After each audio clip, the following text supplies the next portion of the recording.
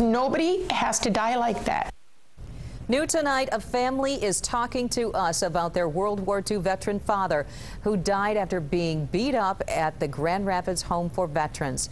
Both 84-year-old Andrew Ball and the man he got into a fight with have Alzheimer's. The fight happened over the weekend. Ball died 3 days later from complications.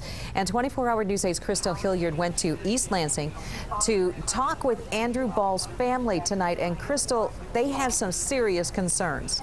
Yes, Sue, tonight they say they're worried because that suspect is still living in the same building where their mother is living, or the victim's wife.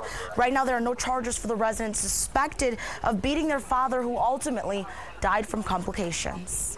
The beating was horrendous. I had nurses tell me that. That's how Deborah Keyworth learned her 84-year-old father, Andrew Ball, had been beaten on Saturday. Police say the culprit was another resident in his 80s, staying here at the Veterans Home. Which would have been a minor conflict for most, but probably due to some of the medical issues that they're both dealing with, it turned out differently. Ball was checked into the hospital, then released back to the VA.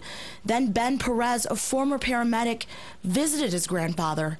He tells us he had never seen anyone in such bad shape. Swollen to the side of his face, down to his neck, to his back. Believed to be looking for his wife, who also lives there, Ball suffered from Alzheimer's and was known to be a wanderer.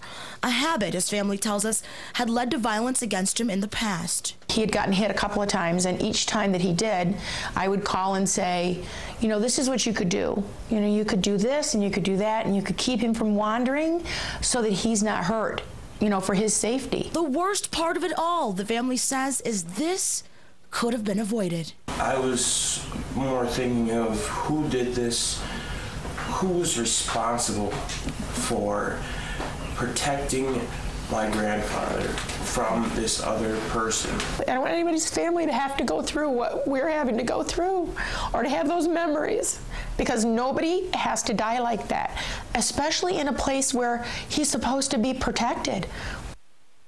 Today, 24-hour News 8 asked officials with the Veterans Affairs what, if any, precautions have been taken to make sure the suspect is not a danger to anyone else in the facility. They had no comment, and they cited the ongoing investigation. That funeral is planned for tomorrow. At the live desk tonight, Crystal Hilliard, 24-hour News 8.